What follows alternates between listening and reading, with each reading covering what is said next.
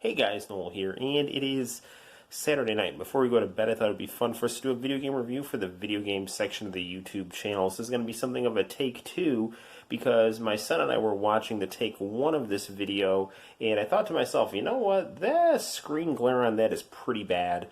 So we're going to do another version of this review. What version of a game are we talking about? Well, it's Virtua Fighter 2 for the Sega Genesis, brought to us by the magic of the high-definition ATgames Sega Genesis Mini. Lots of people have been talking about Sega Genesis Mini on YouTube because the brand new Sega Mini has been shipped out to more kind of internet celebrity people like RGT85 and GameSack. So more power to them for getting advanced copies of this, but we're going to be going with the previous generation right here because I don't actually have a cartridge of Virtua Fighter 2 for the Sega Genesis. But this is actually included on the new Sega M2 Genesis Mega Drive Mini, which we will be getting because that looks freaking awesome. But this game is also freaking awesome. We recently reviewed the top-of-the-line PlayStation 3 HD arcade version of this game. Now we're going to be reviewing the scaled-down, graphically console version of this game. Solid gameplay, aesthetically pleasing, but maybe a bit visually underwhelming, but very engaging and fun to play. And this really is the version of Virtua Fighter 2 that got me kind of into Virtua Fighter, because I started playing this with my 2-year-old just to pass the time, and I started to figure out the mechanics more and more of this game. My son got into some of the cool characters like Akira, and yeah, it's great stuff. So without further ado, let's get down to some Virtua Fighter 2 for the Sega Genesis right now. I'm going to put my camera here and hit the lights. We'll get down to it.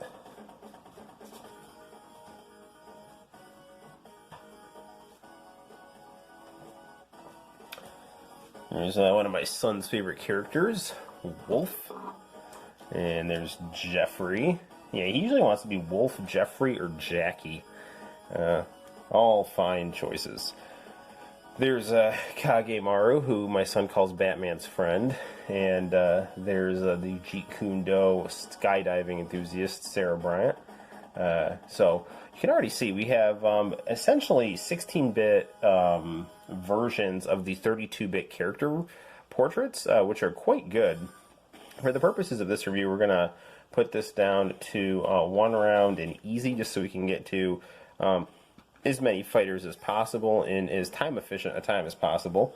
And we see we have basically a 16-bit version of the 32-bit version screen of Virtua Fighter 2, and we basically have the roster of Virtua Fighter 1 characters, so we are missing some Virtua Fighter 2 characters, even though this is Virtua Fighter 2, but the characters in this game are dressed up like they are in Virtua Fighter 2, so they do have their Virtua Fighter 2 character designs. Now you'll notice we have a great big ring here to go back and forth on, and you do see some kind of a 3D layering effect in the background, and very detailed backgrounds in 16 bits, but definitely the sprites are smaller and less detailed than something like, you know, Super Street Fighter 2. And this game came out, you know, late in the Sega Genesis's lifespan. In fact, Virtua Fighter 2 was a Sega Saturn game, so the fact that they had a Genesis version goes to show you, you know, how long Sega was supporting the Genesis Mega Drive. Some real commitment there, which is good, because this is a great freaking system. It's sold like the Saturn did in the United States and Japan, but that doesn't mean that it's not full of magnificence. And I owned a Sega Saturn in the United States, and the Sega Saturn sold like the Genesis in the United States and Japan, so kind of switched roles there. It's too bad Sega could never quite get all their ducks in a row. Anyway, so there's Pai-chan, who we got stuck on playing the arcade version of this game. that we actually made quick work of. Oop, I didn't want to do that. Oh wait, accidentally got us to Dural. Didn't mean to do that. Okay, so we're at the last level of this game. Let's see if we can beat this here. If you hit the mode button on the ATgames Sega Genesis, you will... Come on, get out. Ring out. You'll get to that screen, and if you hit... I accidentally hit the button to load the save file. So apparently the save file I have on this game, I was fighting Dural, and I figured, you know what, let me do a save state. And now we're taking advantage of that, so... So this game, to mimic the 3D physics, this level takes place underwater, so everything does move a bit more slow and methodical. We'll see if we can beat Dural, but Dural is difficult no matter what version of this game that you play.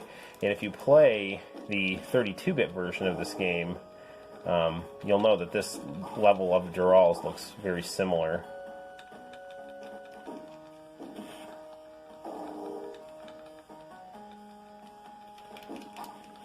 Oh man, that's heartbreaking. We were close. Well, tiebreaker round. What? Did I lose once already? Let's reset this game here. We'll play as a different character. Start a new game. So if nothing else, you've seen the last level of this game.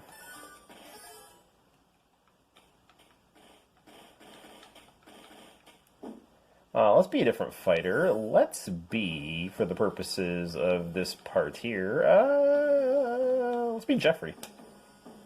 I win. Incidentally, we are playing this on our nice, great big Super HD television here, so we get to really see a lot of the detail and the pixel sprite artwork here. And, you know, you can see that even though these sprites are a little on the smaller side, they are quite mobile and aesthetically well composed, even if they don't have things like facial expressions that are, you know, visible. Music is, I think, handled well. This, I said in the last Virtua Fighter 2 review we did, was some of my favorite music in fighting games. The Sarah theme and its Genesis equivalent is quite good. Haha, I'm bigger than you. Well done. Let's try the next stage. Now, I should have probably said this a little earlier, but Virtua Fighter works on a punch, kick, block mechanic, and, you know, you're basically dealing with games of distance and looking for openings and what direction are you hitting at what distance, in what button, to determine what your move is going to be.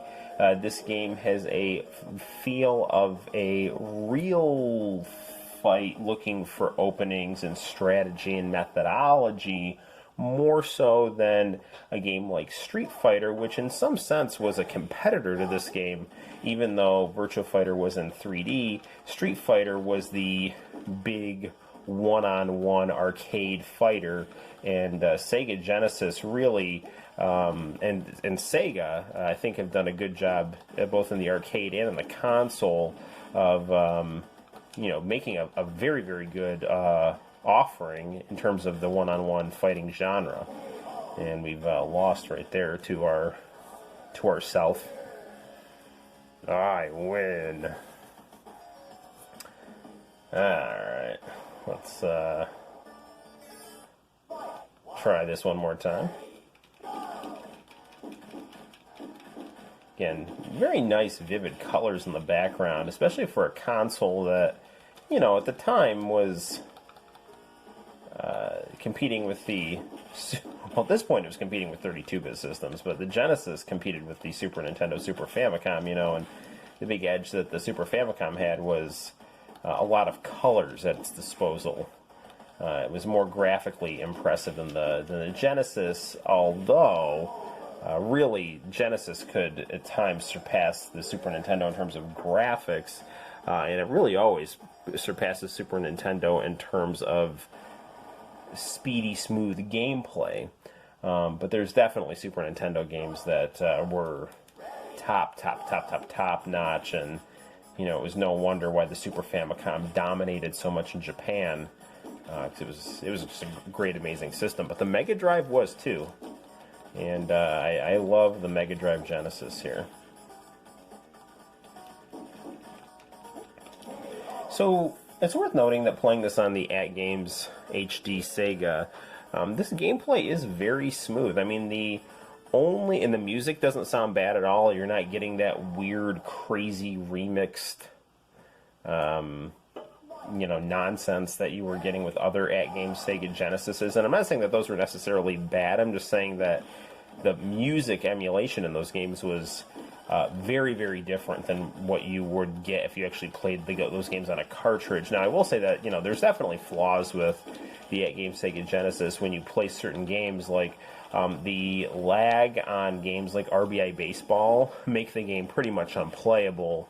And, that is something that, I discovered later after playing this more. Our initial review for the Sega Genesis ATgames HD Mini didn't really talk about that because we didn't really test RBI Baseball 94 or 93 on it.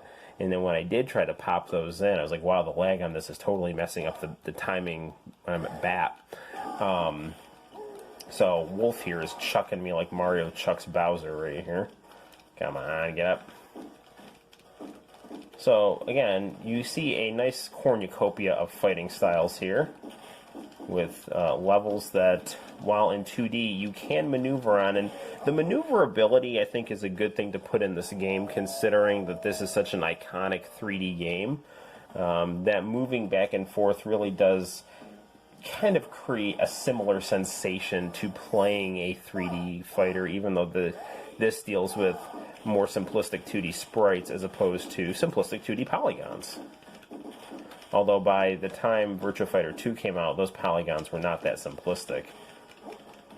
KO. We'll do one more fight and then we'll wrap up this review. I win. And you win for watching this review. Thank you very much.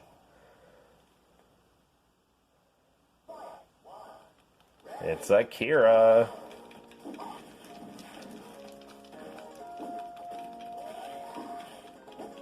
If we beat Akira, we're gonna have to we got to try to take a shot at Dural if we do beat Akira. So I might have spoken too soon about this being the final fight. But if we lose, we lose. So no shame in that. Plus, you've already seen the Dural fight, and we're gonna lose. Yep. Yosha.